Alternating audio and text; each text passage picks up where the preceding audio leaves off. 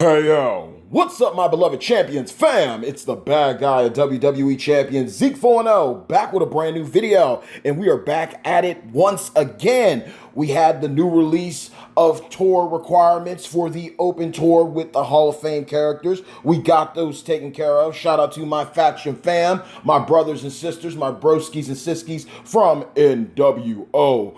Broken Skulls, and now we are going to take care of some more kickoff tour shenanigans. We are going to continue to rack up some more match dubs so we can hit that final milestone. No matter your faction, if you have the numbers, if you have the mental fortitude, you can get it done. Might take a little bit longer than some, but at the end of the day, as long as everyone does their part, you're going to be able to get in and get out. And what better way than doing some autoplay? Because remember, they said that you can beat the boss on any difficulty. So whether it's normal, hard, or hell mode, as long as you beat the boss, you are good to go. So that is what we're going to lock out and do. Now, my previous video, I did speak on the Hall of Fame Gauntlet Blitz.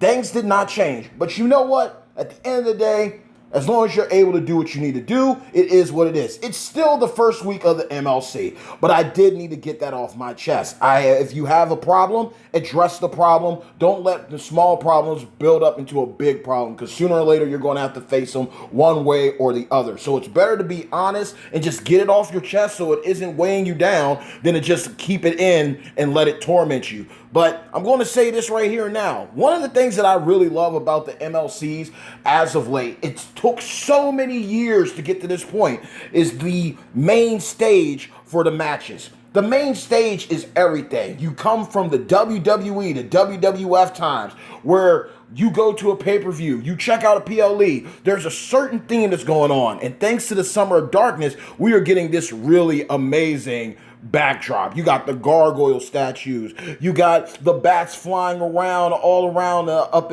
in the canopy and everything. You got the stone. You got like the gothic look when it comes to the architecture, like even the railings and the barricades. Got the rockers hanging out, waiting to see Ozzy take the stage. It is absolutely amazing what WWE Champions is doing right here, and we get to partake in it. Now, obviously, depending on how far you've gotten into this, either you're going to be able to use some MP trainers, plus what you're able to do with your perks. You're going to be able to get this off easy depending on who you have. Remember, you can still utilize The Miz or Bret Hart from the previous MLC with their plus 99. This will be the last month where they have the plus 99 MP, but take advantage of it everywhere that you can. So that is definitely something to keep in mind. And I really do enjoy The Miz. The Miz is definitely a top tier unit.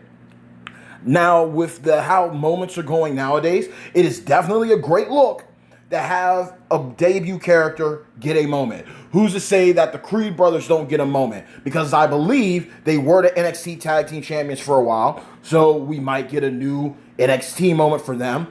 Tiffany Stratton, who's to say that she doesn't get a moment, let alone Cody Rhodes.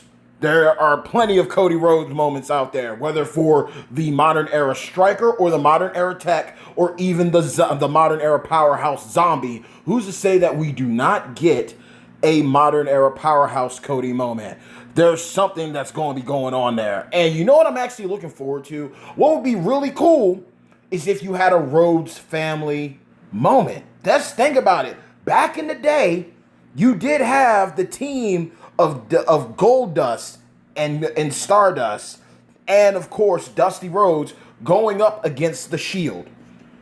That could be a moment. Now, granted, you might have to tweak some things because, of course, Dean Ambrose is now Jon Moxley in AEW. But one thing I will give credit to Triple H doing, compared to Vince McMahon, yes, I said redacted name, compared to Vince McMahon, who would do everything in his ability, his quote-unquote power, to blackball certain superstars to make sure that they were removed from the annals of WWE history. The one thing I do applaud Triple H doing it with the WWE now is like, hey, if there's a moment with the Shield, he is showing Dean Ambrose. He is letting Dean know. He's letting John know, like, hey, man, if things don't work over there, maybe, hey, I'm not Vince. Maybe we can work something out. Maybe we can do a final Shield reunion. Where, he leaves the door open, especially now seeing what everything's going on and how everything's going on with NXT and TNA. I believe in Joe Hendry. There's a lot of possibilities now. I mean, the Rascals reunited. We've had Jordan Grace take the scene.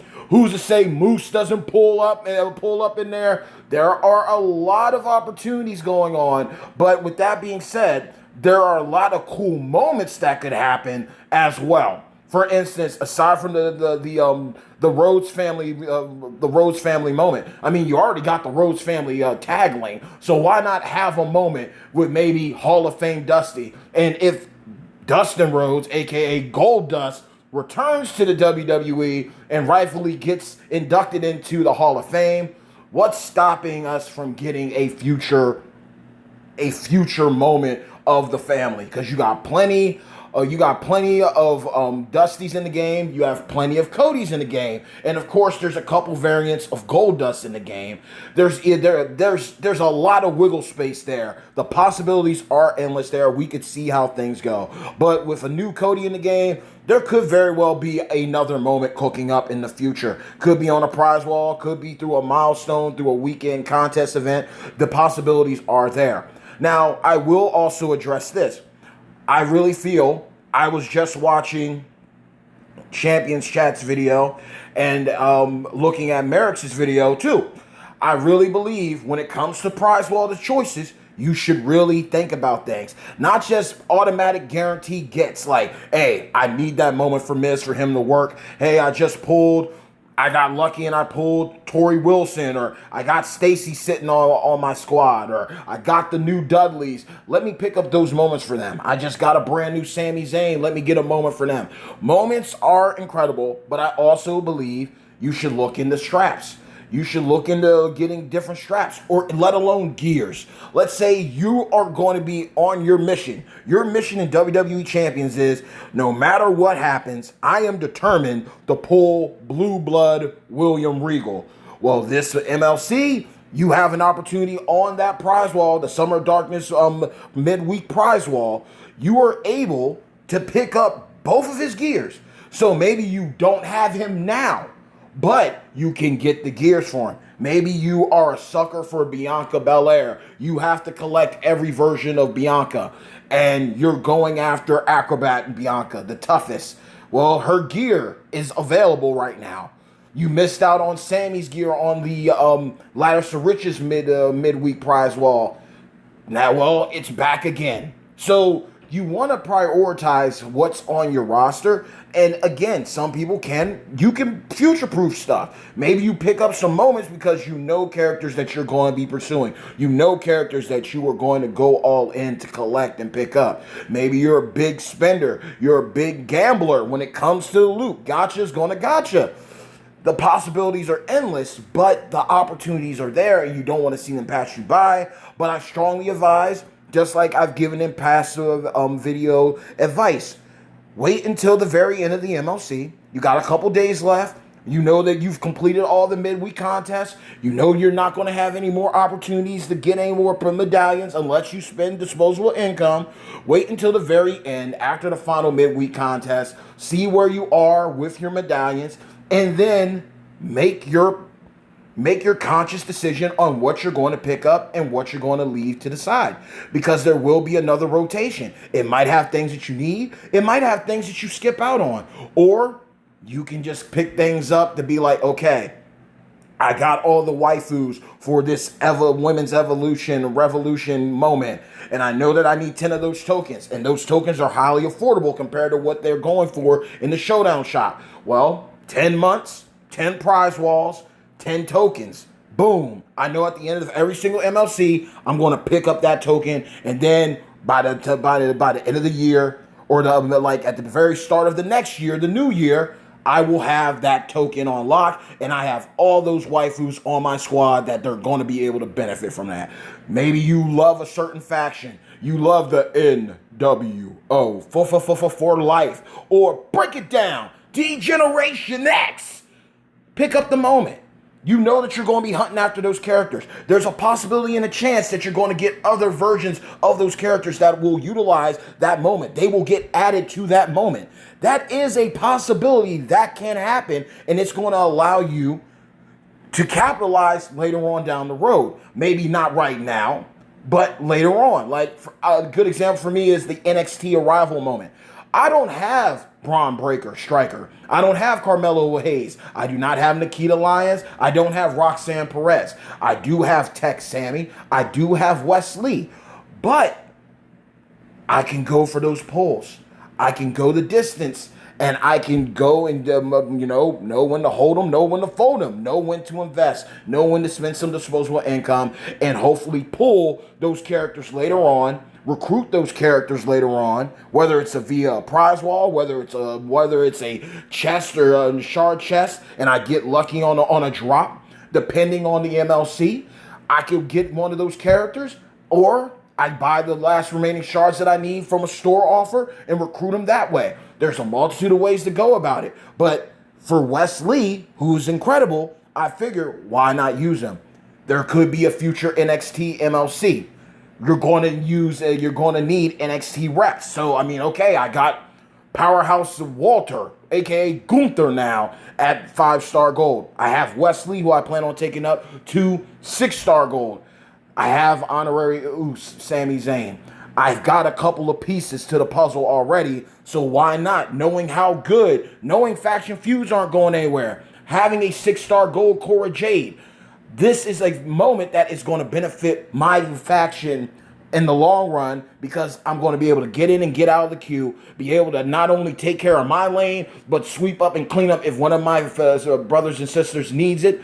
I'm going to be able to get it in. I'm going to be able to take care of business, and it's going to be a win-win, whether it's husbandos or waifus, whether it's faction feud or flash feud. I'm going to have everything covered. So you want to really be responsible about your purchases, not only on the MLC prize wall, whether the normal or discounted, whether it be the 5-star medallion prize wall or the premium currency prize wall, let alone the midweek. You want to make your purchases count. So if you're getting something because you know that you need it ASAP, as soon as possible, cool. I respect it. If you need it because you just pulled someone crazy insane from the guaranteed 6-star gold loot banner, you now got a top tier gold character, and you realize they have a moment. Tech Gunther, for example, Imperium. I get it. If you know that you're hunting for somebody and you know that you're far off, but RNG's RNG, then by all means, you could always get it in that MLC, but also be very, very aware and understand picking up those 100% gem damage straps is going to take you further in the moment than a moment itself, because moments are better off being picked up when you realize, oh wait, I have all the characters for the stealing the briefcase moment, so I will invest, compared to, well, I want this moment, but I don't have nobody for it. I'm still going to make the purchase anyway. You're better off just picking your spots. So this is something that you definitely want to keep in mind, and definitely something you want to consider. Also, when it comes to the game, like, look at a lot of the improvements that have come into the game now. We have the autoplay feature. We now, years ago, I remember making a video about tag team links. Like, you got a guy like Ric Flair, woo, or maybe even Randy Orton or Triple H.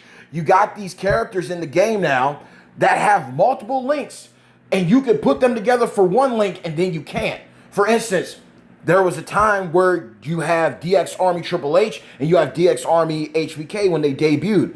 But whenever you put them together, you will get the D-Generation X link. Like, there's different links now, and now you have the quality of life opportunity where now you don't just have to settle on a specific link. You can pick the proper link to utilize for your showdown matches. You can use that same situation for your tag team requirement matches and your limited time tours, and on the road as well. That is huge. I will always give Scope Leader flowers just as much as I will bring things to everyone's attention in hopes that they continue to improve on this amazing game that we all enjoy and love. Now, I'm also going to state this too. I am excited to pick up Brutus. I've been picking up not shards, but evolved tokens for him left and right. I am praying, I'm optimistic that come this talent up, I will be able to take him up as high as possible and get those added bonus points for working on him there. Just in case to cover things, I do have a lot of fuses, big boy fuses, big girl fuses lying in wait so that I can go ahead and max this out. Because realistically, my plans, and I want to know yours in the comments below, for this talent up is easy. I'm going to take the Zombie Live up to 6-star gold. I want to take EO Sky from 6-star bronze to 6-star silver to 6-star gold, one fall swoop. I would like to start building up Wesley. I'm sitting on plenty of shards for him, and I would love to take him to be my first Acrobat Husbando. Now, I also understand that I do have Logan Paul, and he is a great guy. I'm not definitely an incredible unit from the Sir Zorro gameplay I've seen, and he's definitely one of the top characters in the game. I get that completely, but as a commitment to that NXT moment, it makes sense for me to work on Wesley as much as possible too. But hey, when everything's said and done, maybe, just maybe, I'm able to take them both up. We will see how the cookie crumbles, especially now that I was able to do a raid on the Backlash tour, and I'm working towards getting more tokens via the league up requirements to go from 23 to 24. I am praying that everything works out. But the main goal for me, like obviously getting them to 6-star gold is great, but I'm not going to max them out just yet. I just want to make sure that I get them to 6-star gold, work on their moves, utilize the TP that I have left over, and take care of things. The final move, the big boy move that I would love to pull a Hail Mary pass out if I'm able to make it happen, because a lot of them are using the same colors like blue and purple, right? I would love to take Judgment Day Finn Balor all the way up to 6-star gold too. Now with the gear, I can run in triple purple. I have seen the light, Lee. I have seen your gameplay. I understand. I still love the control board with the purple and the skip turn, which is still going to be able to be used. But I'm knowing that I have the gear now, the cascades, faction bosses, stipulation tours, Extreme Rules matches, it makes sense to just take Judgment Day Finn up. And again, technically looking at it, he is a free-to-play character. He is a character that a lot of people were able to pick up the first go-around. A lot of people love the Judgment Day, and it makes sense to, like, hey, some people picked up not Zombie Dom, but Judgment Day Dom from this guaranteed 6-star gold loot. Others have picked up Damian Priest, All Rise. Others have even picked up Mommy. So there's Judgment Day accessibility within the game, or at least it has been as of late, and that is a amazing look because all of them are great. Whether you're using them as a go-to heavy hitter or using them for their trainer or coaching abilities, they've come through clutch. So, Lee, I give you props, Champions Chat. I give you props. I never thought of running the triple purple because I was always so low on triple purple. I literally went from green being my lowest color to now being my highest color that I have. And before that, purple was my highest color, and now it's the lowest color I have. It is what it is. And of course, don't let me even get started on red, because as much as I love the colors red and black, black is thriving right now. Red, not so much. So, yeah, definitely going to hold off on some moves. But if I can get the tokens in time with drops or just farming, whether using auto clear tickets or using my boy Godfather, if I can pull it off, I would like to take my guy, I believe, He-Man collab Goldberg up to 5-star gold. I just need to get him to 5-star gold. He'll be 21K, and then I'll have the other 12K color gem, yellow gem damage trainer done and locked up and sewed in. So that is the goal as well. We will see how everything goes and how everything unfolds. There's still plenty of time before the few prep talent up, so I am optimistic. Sadly for Miz, I can't do nothing because I just don't have enough of these the shards for Miz's class, defensive tech. I don't have enough defensive tech people to take him up to 6-star bronze. I have the TP. I have everything else. I just don't have the shards. And that is a thing to also consider moving forward when you're making your roster choices. Do I have enough shards of said character to take them up? Or do I have enough shards of other superstars to carry that load for me? And that is going to be a critical, essential question to ask when you're making future moves, especially if 7 stars become a thing. Again, with any game, you can easily stop at 6-star gold, and then you just figure out other ways. Like, obviously, look at Faction Boss, right? Faction Boss, in a sense, allows you a little more leeway because when you hit the scouting missions, when you fulfill those, you're able to get bonus HP that you wouldn't have without a strap.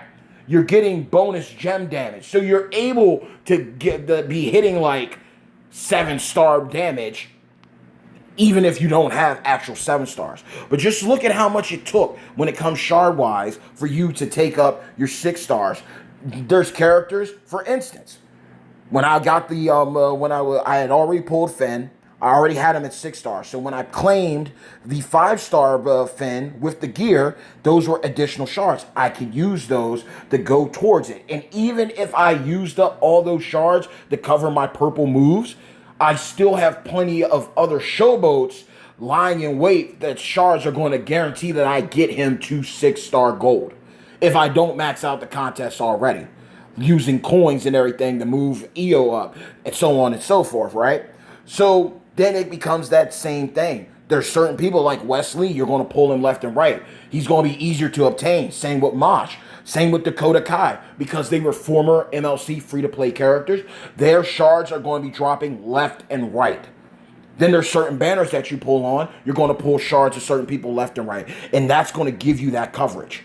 Others, not so much. So with Wesley, I know for sure I can literally cover even my purple moves up.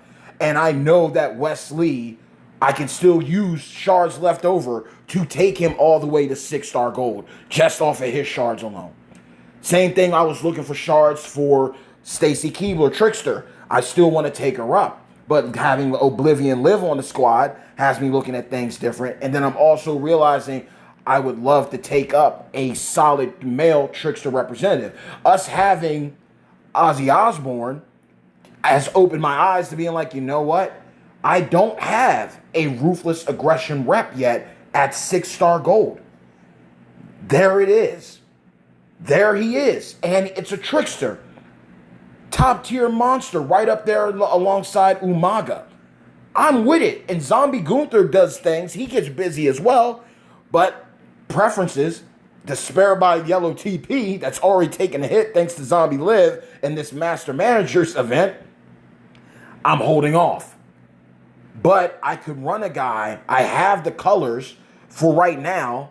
I could run the guy like Ozzy Osbourne. I have fun running Ozzy Osbourne. Even if I don't get his gear, I'm aiming to get Tiffany Stratton. So you know what? 200 trap gem damage with her and Ricky Steamboat, I'll gladly take. I'll take it. Like I said, this is going to be a this is a spending light month for me. I'm cool with getting Brutus. I'm cool with picking up Tiffany, getting some shards of Julius and Cody, but investing and working on Ozzy. That's the move. The banners might be good. The banners might not be. I wish everyone else the best. For me, I'm just falling back. I got other priorities in life that I need to take care of and handle before I go back in investing. But it's been a blast when I do these pulls. I'm noticing the views that I get for doing pulls, and I'm grateful for all of y'all giving me that opportunity to be a part of your life. But when it comes to any game, any type of thing that you enjoy, hobby, passion, you always want to be responsible. Understand priorities before pleasure. Take care of your real life things before you go off and do your side missions, okay? Some side missions help you out with the main quest, but always focus on your main quest, okay? And literally, again, I mentioned this in a previous video, always make sure when you have your league up missions, take advantage of these. Do as many matches as you can. You know that it's going to go up. I believe the last time it was either, it might have been 600 matches beforehand, maybe 400 or 500 when it comes to knocking out tours. Kickoff tours are always one of the greatest and easiest ways to do it, especially if you're picking up the MLC Chase champions, the A tier more specifically, let alone if you get the S or the S plus tiers now, their plus 99 is going to allow you to just get in, wreak havoc, and rinse and repeat. Rinse and repeat. Doing all your weekend content helps you knock things down. The same thing goes with feuds and showdowns. That all counts. That all counts towards your progression and development and getting better rewards, better resources. So that's something you definitely want to lock in on and just have fun. You're doing what you love. You're helping out your faction mates. You're helping yourself out. You're knocking out individual and faction milestones. Just do what you love to do. Play the game, and you will get rewards for doing so. And the league up rewards are so epic and awesome. But I am still, in the back of my mind, I really got a feeling they're going to go to 7 stars. Now, there's a game called Marvel Contest of Champions. They have also introduced 7-star champions. And the resource drain on that side is also killer. It is very killer. But it's also something where they also have the situation where they have factions. They have, well, their versions of factions. You got PvE, PvP. The grinds are similar because you got to make the moves count. You got to make the moves count. They got crystals. We have banner pulls. We have loot coins. So we just got to get to that point where we're smart, responsible with our resources, and understand, hey, there's a reason why they dropped 6-star golds early. Hey, there's a reason why we're starting to get more and more resources accessible. I'm looking forward to some more content. Like I said, some challenge mode content. We've done the extreme roles. We got the stipulations, survival matches. I want to see a tower mode so bad in this game, whether it's going up against different like era superstars, whether it's going up against certain factions and the different variations of those characters, or even going one-on-one with the Great One or the Texas Rattlesnake and all their reinventions over the years, especially like the Undertaker, and getting some killer rewards for the first time clear of it, or doing certain missions, hitting certain gem damage milestones. There's different ways that you can make this game fun. And even then, like even after you beat it, you can use the content creators, the official content creators could use those challenge modes, those tower modes, those different types of gameplays of PvE to test out a new champion, whether it's husbando or waifu, and show you like, hey, look, this character can hit for this much raw damage. This is how much they look with free-to-play accessible champions. This is how they're looking and hitting with these top-tier, god-tier trainers and coaches. Let alone, let's see how they hit with these 100% gem damage builds or 100% gem damage straps.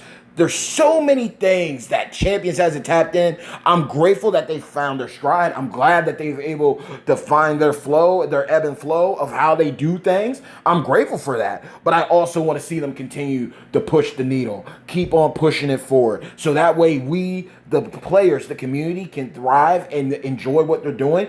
And then in return, because of all the great things that they're doing, we're willing to invest that disposable income. We're willing to put that money up to show them our gratitude whenever they drop a favorite wrestler, whether of current times or past times or even in the present. I'm looking forward to everything that Champions is doing. So salute to everybody on that. And we're just going to wrap things up after this match. Again, easy clap. Knock 2 birds out, 1 stone. You're helping your faction mates out. You're taking care of the faction by doing your part and contributing. And then if you just leagued up, perfect opportunity to just knock things out, get things done when it comes to your league up challenges and objectives of clearing it out. So I'm glad that I just got to share this with you. I'm feeling a lot better after just speaking, giving my constructive critique about how I felt about those blitzes. Yes, the blitz requirements didn't change, but there were other ways for you to mount more and more milestones that get you further ahead by just simply participating and taking care of tours. So with that being said, y'all, hey yo, hard work pays off. Dreams come true. Bad times don't last, but champions do. Mad love and respect to each and every single one of you, of my beloved Champions fam. I hope you liked the video. If you did like the video, make sure to like it, make sure to share it, but most importantly, to keep up to date with all moves being made by yours truly. Subscribe to the channel so you always know what the next move's going to be made by your very own, the bad guy of WWE Champions, Zeke 4-0, the most electrifying content creator in WWE Champions Entertainment. I love you all. I respect you all. I'm praying for you all tenfold. Let the good times roll. The sour grapes are out of the way. The sweetness of life is overflowing and abundant. I hope y'all are enjoying this midweek contest, even with the ups and downs. That's life, right? There's going to be some good times and some bad times, but those bad times don't last. And until next time, y'all, stay tuned.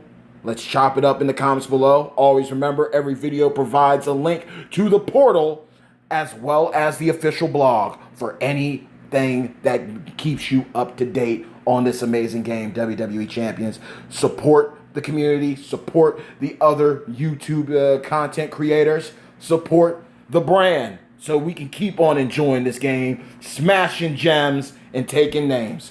So until next time, y'all, one love.